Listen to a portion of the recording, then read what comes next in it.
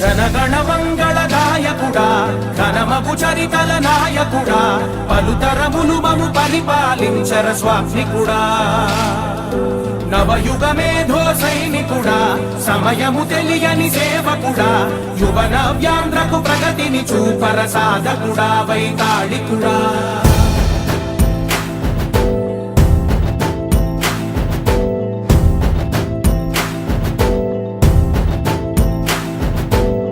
ప్రతి ఇల్లు నిన్నే నిన్నే పిలిచింది